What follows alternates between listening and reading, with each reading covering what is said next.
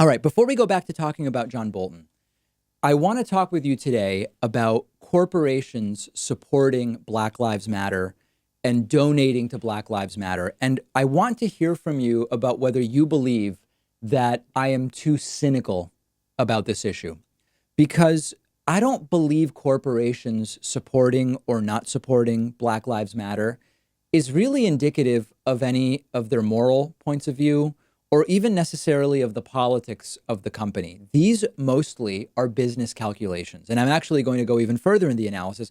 This is by design. We should not even expect corporations to really function on any basis other than how much money is this going to make us? Because this is how they are designed. In particular, publicly traded corporations have a fiduciary responsibility to their shareholders to deliver a return and to make money. So my personal view is corporations should be responsible to all stakeholders. Now, when we say stakeholders, that's bigger than shareholders. Stakeholders include society. It includes the economy more broadly. It includes the environment.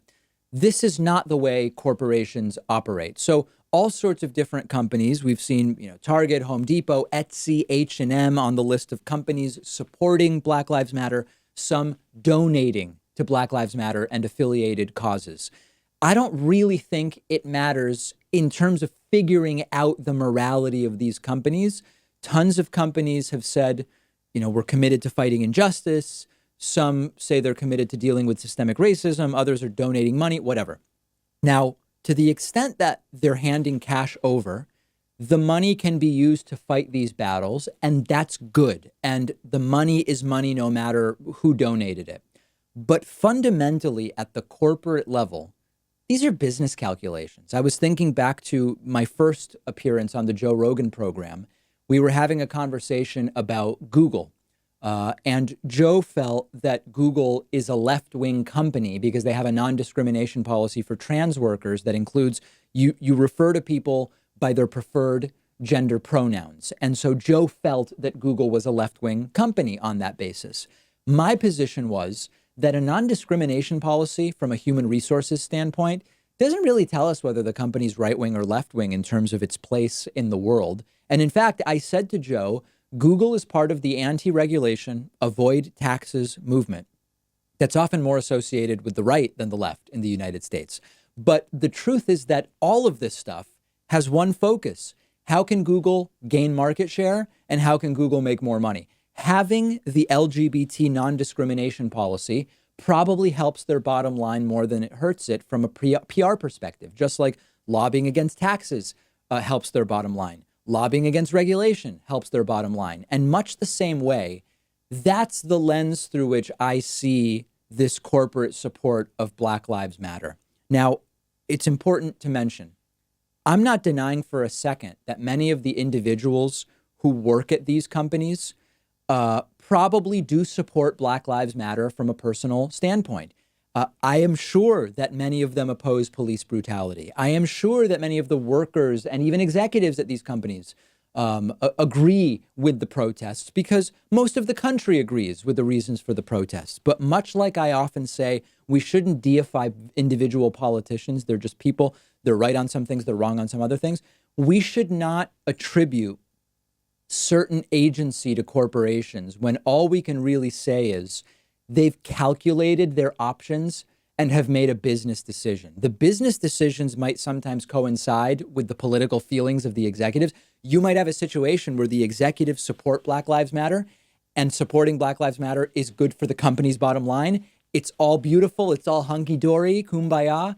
And that's the way that it all goes down. But at no point should we lose sight of the reality that if it were really bad for a corporation to support Black Lives Matter based on their customer base and other factors, they would be dramatically less likely to say we support the protests or Black Lives Matter or are donating. So tell me what you think. Am I being overly cynical here? Am I oversimplifying some component of this? I want to hear from you. I believe that corporate support of Black Lives Matter, I'm not talking about the individuals at the companies, corporate support of Black Lives Matter is merely a calculated business decision. I want to hear from you. We will have more about this on our Instagram page, which is David Pakman Show, all one word on Instagram. Follow us there. We'll take a quick break. Much more about the John Bolton, Donald Trump scandal coming up after this short break. Privacy.com is one of our sponsors, and they're giving you $5 just for using their free service at privacy.com/Pakman. Privacy is a service I've been using for a while now. I love it. It saves me a bunch of headaches. It's completely free, and it's very quick to set up. And here's how it works. When you pay for something online or over the phone, instead of exposing your real credit card number, Privacy lets you generate virtual card numbers. The payments are withdrawn from your checking account, but your real card number stays completely private, and you do it all with one click. You can autofill the card number in your web browser, on the phone. You can create 12 virtual cards a month. You can set spending limits, freeze them, delete them whenever you want. I especially love it for free trials where you need to give a credit card number, because I can destroy the virtual card number as soon as I give it to the company, and I know I won't be charged in the future. If you're ordering food over the phone, why do I need to give a restaurant my real card number if I don't have to?